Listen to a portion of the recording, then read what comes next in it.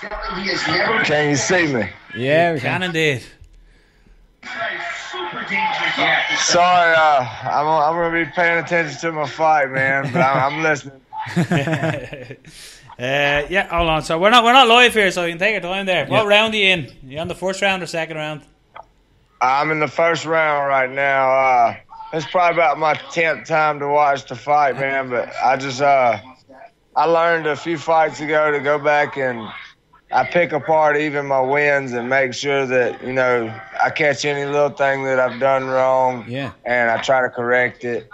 Can so you... far, the only thing I see that I've done wrong in that first round, the very first takedown he went for, I had been working this triangle, you know, from the single leg, and I hit it all the time in the gym, a flying triangle. And I didn't really set it up good in this fight. You know, I kind of rushed it a little bit, and I should have took more time, you know, defending the single leg, and then, you know, set up the triangle a little better before I went for it. And you know, he hit that single leg, and in my head, you know, first thing I thought was triangle choke, you know. And I went for it at the wrong time, wound up on my back having to fight from the rubber guard. And, you know, it was just a bad mistake on my part. So I'll make sure that next time I get in that position and I get the opportunity to go for that triangle, that I don't rush it and I actually get the damn triangle choke. On the broadcast there, I know you're watching it there, so this could be fun. You're watching the fighters are talking to us, but on the broadcast, Joe Rogan and Daniel Cormier were saying you were attacking from the back and you were beating Skelly up from the bottom. Was that, again, something that you wanted to incorporate, or is that just your natural style when you're fighting, Jason? Yeah, man, it's more of just my natural style, you know.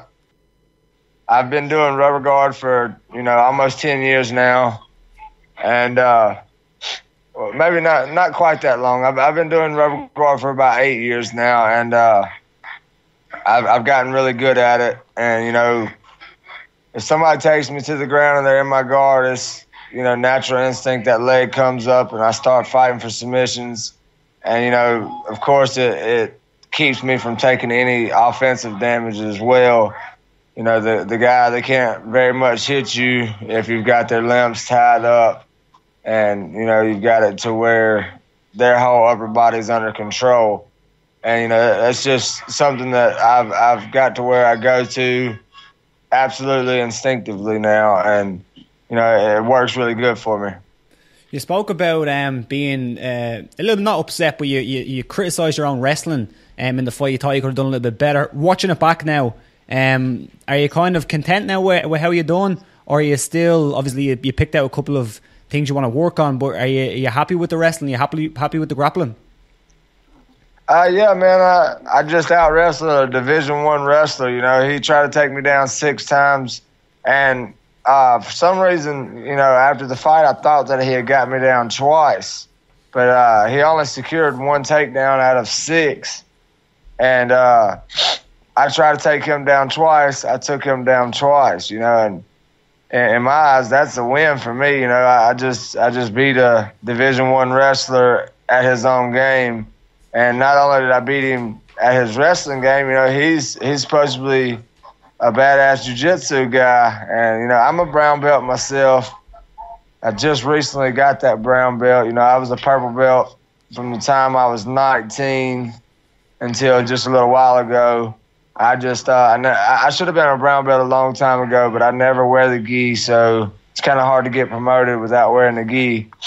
But my coach, you know, he's seen my improvement. He's seen that, you know, I'm competing with all these different guys on the ground at such a high level, and he decided to give me that brown belt. But yeah, Chas Skelly, you know, he's been tapping people out left and right, getting finishes. And, you know, everybody can clearly see that he's badass on the ground. And I just beat him in wrestling, and I beat him on the ground, so it's definitely a big confidence booster. There was a lot of discussion about the finish. A lot of people thought it was a little bit late. Now, you did say after the fight that you didn't think it was late. You said you've watched the fight a couple of times since now. What do you think of the finish now in the aftermath, you know, actually watching it? Do you think it was late, or do you think it was just on the dot? Man, I honestly think that, you know, the referee, he probably could have stopped it a little earlier. But if I'm in Chas Skelly's shoes, I wouldn't want him to stop it either. You know, I would want him to give me every opportunity to get the hell out of there. Yeah. And Chas Skelly, you know, he was never asleep. And that's the way I look at it. If I'm not fucking sleeping, you don't stop the fight. You give me every chance that I can have to get out of there. You wait till I'm snoring on the fucking mat, face down, sleeping, and then you stop it. But, yeah, I go back and I look at it, man. I was catching with some good, clean shots. The first few were kind of on the side of the head. But once I found that chin, the last few punches, I had his chin dialed in, and I was hitting him hard right on the button. And it was just a matter of just a few more punches, and he would have been asleep. I don't know if y'all, you couldn't really see it on the TV, but right after the fight, the referee let him stand up, and he stood up and almost fell back down. And yeah, he was definitely in a bad spot. So I mean, yeah, it could have been stopped a little earlier, but you know, I can't really blame the referee because Chas Skelly, he told him, "Hey man, you got to work," and Chas Skelly was steadily talking to him. "I'm working, I'm trying," you know, letting him know that he was still in the fight. So you know, you can't really talk shit about the referee because you wasn't in there, you know. Yeah. There was a little bit of everything in the fight. You obviously, a lot of grappling. You feel like you out-grappled him. You obviously knocked him out in the end, and then there was obviously a broken arm in there as well. After he broke his arm, do you think the referee knew his arm was broken or hurt, or did Chas Skelly play it off pretty well?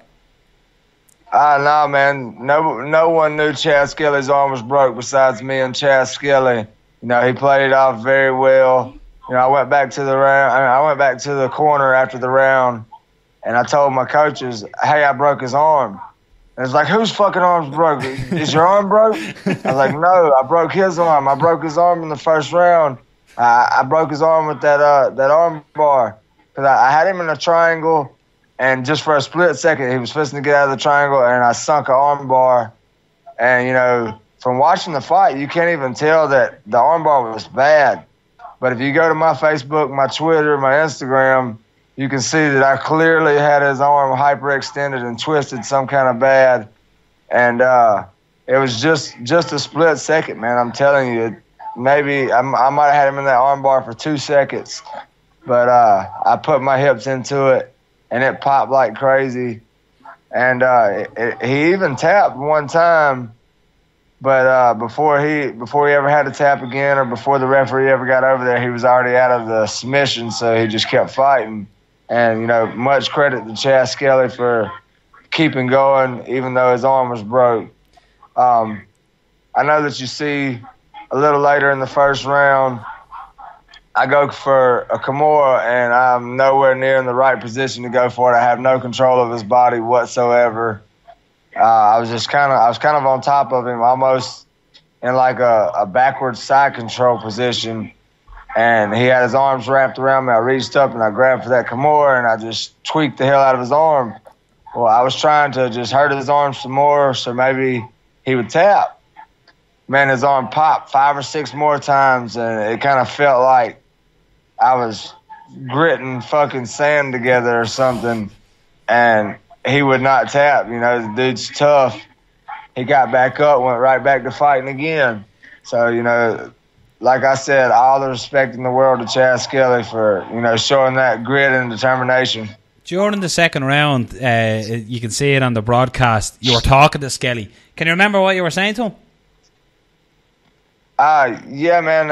I told him, you know, let's go, let's fight. And at one point, he tried for the takedown. He got in deep, and I shut the takedown down, you know, sprawled back, got my underhooks in, pushed him away.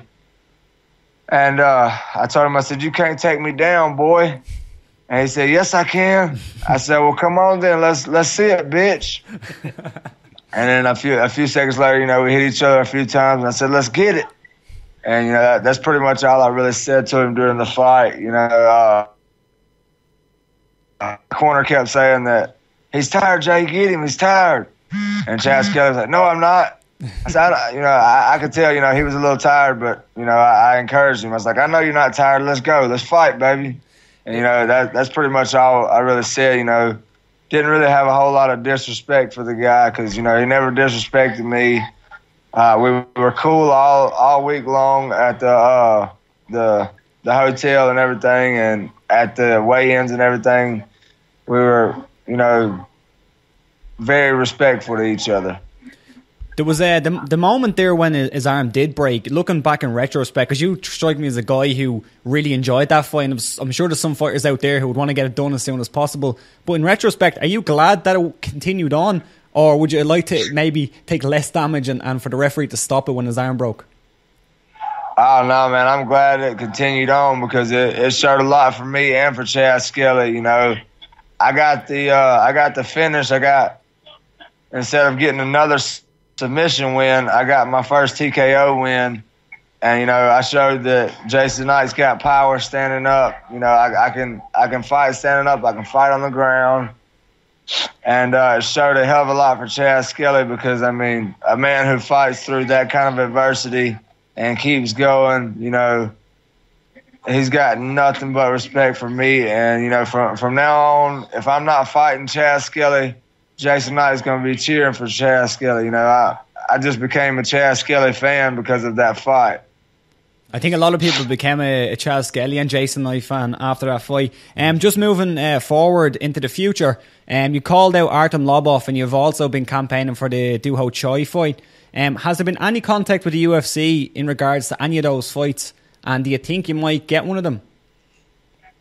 No, I haven't really got any contact from the UFC yet about either fight. And I don't really necessarily want the Artem Lobov fight because, you know, that's a step backwards for me. I was just more or less in the media room expressing that, you know, hell, I should have called out Cub Swanson because fucking Artem Lobov got it. And Artem Lobov, in my opinion, is garbage. You know, I can kill that guy. Pretty much anybody in the UFC that's, you know, getting closer to the rankings, they will smash Artem Lobov because, I mean, all he can do is knock you out. Other than that, he can't beat anybody. You know, he's not very good. And hell, if they want to give me that fight, I'll take it tomorrow. Go ahead and, you know, get my hand raised again. And just, I don't know, man. I was just kind of expressing that I thought I would whoop his ass. And I don't really understand why he gets such an opportunity, you know. And not saying that I deserve it any more than he does, but, you know, I honestly didn't think that he deserved that Cub Swanson fight. I think that was more or less a Conor McGregor thing, you know, just because he's one of Conor McGregor's guys, he got the opportunity. But fuck it, you know, he runs his mouth. A lot of people know who he is, and hell, you know, if they give me that fight, it's more publicity for me. So I'll go out there, get me another finish, and go ahead and improve to 5 in a row. Were you impressed at all with his performance against Cub Swanson, staying in there for the full fight, not getting finished? Because a lot of people thought, as you said, that he maybe wasn't good enough for Cub Swanson and thought that was a big mismatch. But he did stay in there. Were you impressed with him at all, or do you not rate him? Yeah, I mean, he did good, but you know, I still don't think that just because Cub Swanson couldn't finish him that I can't finish him, you know. If you look back at my fights, Jim Adler's, I didn't finish him and I didn't finish Calvajiri. But you got the Yair Rodriguez fight. Yair, he beat the shit out of BJ Penn, which, you know, of course, he's the old weather BJ Penn, but he couldn't finish Alex Caceres in a 5-round fight. I finished Alex Caceres in 2 rounds, and, you know, in devastating fashion. Chas Skelly. Sorry, did you see Yair Rodriguez and Frankie Edgar? Did you watch the fight yourself, and what did you think of that? Again, everybody thought Rodriguez got the push too soon. Yeah, man, I watched most of the fight. I believe, you know, I called that fight. I believe that Yair Rodriguez, he was a little bit kind of more in the limelight than he should have been. You know, he really hadn't had any real tough tests yet. Frankie Edgar was his real tough test, and he failed that miserably. And, you know, it's nothing against Yair Rodriguez. You got guys who are good on the outside and flashy, and they're good whenever people let them be that way, you know. And Frankie Edgar, I knew going into the fight that Frankie Edgar's not that guy who's going to stand on the outside, let you throw your flashy kicks and shit. And Frankie Edgar got in his face and made it a nasty fight, and I knew that's what was going to happen. And, you know, Yair, you know, he's not all that dangerous. You know, he's dangerous on the outside, but anywhere else he's not very dangerous. So, you know, I just think that they kind of threw him to the wolves a little bit too early. So moving forward in 2017, you're currently riding a 4-fight win streak. What's next? Like when do you realistically want to get back in there? As much as you're marked up a little on the face, how else are you physically, and are you looking to get more fights in the remainder of the year? Yeah, I'm good to go, man. I have surgery to get my deviated septum fixed in just a few days on the 18th, and you know I have like I think it's like a 2-week recovery for that deviated septum, and I have a 45-day suspension for my eye. I'm going to be back in the gym before I recover from either. You know, I'm going to be at least hitting pads or something and go ahead and get ready for the next fight. And I've already told Joe Rogan, Sean Shelby, Dana White, all of them, they know that I want to fight July, September, December. I've got 3 more fights on this contract. I want to fight all 3 this year. You know, I just want to stay as busy as possible. Before the UFC, you know, I fought 5-6 times a year. I don't know why the UFC should be any different, you know. Of course, I'm on a bigger stage. I'm in front of more people, but I'm still the same guy. I still want to fight. I still want to go out there and have fun. And, you know, that's what it's about to me. It's not so much about the money. It's not so much about climbing the rankings or getting the belt or none of that shit. It's more about, you know, me doing something that I love and getting to do it often. Well, I can safely say here in Ireland anyway, I'm sure you made thousands of fans out of it from people watching. I was intrigued watching the fight. I absolutely loved it. I can't wait to see it back in there again. And whenever you are coming back in there again, come back onto us here and Obviously Fight Talk. It's been brilliant to chat to you. And again, thanks for taking the time to join us a couple of days after the fight. Yes, sir. No problem. I'd be happy to join y'all anytime. And anybody else out there with a podcast, you want to call me up, get with me. Facebook, Twitter, Instagram, whatever, you know, just get with me. And let's talk. You know, I'm ready to get my name out there as much as possible, get as much exposure as possible. And, you know, just gain fans all over the world. And I hope everybody likes the podcast. I hope that everybody's starting to like Jason Knight and hopefully get on board and realize that, you know, I'm the real deal. I'm not here to, you know, be a one-trick pony or, you know, I'm not here for one and done. I'm here for the long haul. You know, I'm going to go down in the history books. I guarantee you that.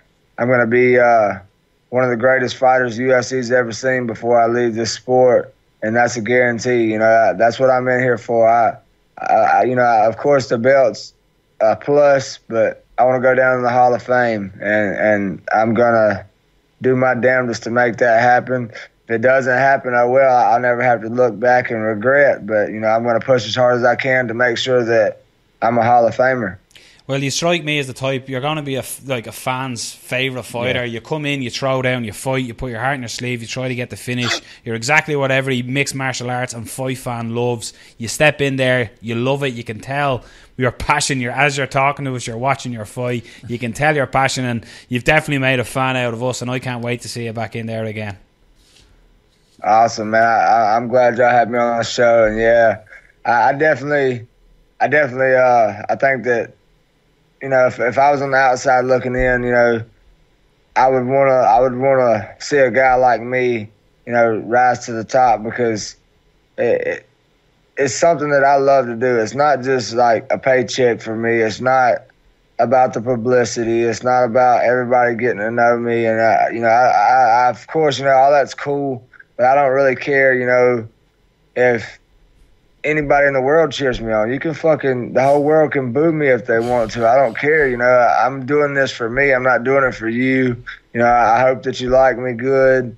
If you don't like me, fuck you too, you know. But I hope to God that, you know, the world likes Jason Knight, you know, because I'm not fucking changed for nobody. You know, I'm not gonna try and sell myself to the media. I'm not trying to, you know, make myself change for anybody. You know, I'm a backwoods country boy, and I'm gonna stay a backwoods country boy to the day I die. You know, if I've got $50 in my pocket, or if I got 50 million in my pocket, I'm gonna be the same guy that I was 10 years ago, and I'm gonna be the same guy to the day that I die. You know, and you know that's just the way I feel about it. If you like it, good. If you don't like it, sorry, but I'm not. Just at the end, we lost connection here. Yeah. There? Oh. Yeah, there we go. We're back. Yeah, sorry about that. I had yeah. Phone call. People ringing you. Your phone is buzzing all through it as well, so you're getting hit up left, right, and centre. No, listen, you're right. I love it. Don't change your style. Be who you are. Fight the way you're fighting. And like I said, it won't be long before the masses are following, because you're almost a throwback to the old style. Turn up and just fight, and fight how we are, and fuck the begrudgers. And I love it. Yeah, man. I grew up with the Hard Knocks guys. You know, I got into MMA when I was 14, and back in my day when I started, you know, there wasn't no pussies around. There wasn't none of them guys that, you know, wanted to pick and poke and get points and stay safe. You know, we at my gym, you know, when we started, it was grit your teeth and get down. You know, if you didn't know how to check leg kicks, they kicked you until you fell down. You know, if you didn't know how to block punches, they punched you until you fell down. You know, shit like that. If you wasn't blocking to the body, they tried to see if they could, you know, punch you hard enough to make your soul leave your fucking body. And you know, I grew up tough. I dealt with the old school cats, and you know, I feel like that's helped me out. You know, it's made me a way tougher fighter, and made it to where, you know, I've got that grit to really get out there, bang it out, and I don't give a shit if I get hurt. I'm trying to hurt you too, you know. Let's see who gets hurt the worst, and let's see who can take it the best. That's awesome. That's awesome, man. Listen, it's an absolute pleasure. I look forward to speaking to you again. Thanks again, man. Enjoy the rest of your night, and spend that performance of the night money good. Oh, yes, sir. We're finna pay off the house. You know, I got another $23,000, and here in a few days it'll be paid off. But you guys have a good day. Thank y'all so much for having me on the show. Call me up anytime. You know, you get ready for another podcast. Jason Knight's phone's always available. Beautiful. Cheers, man. Have a good one. Pleasure. Take care. Thanks, man. Thanks for taking the call.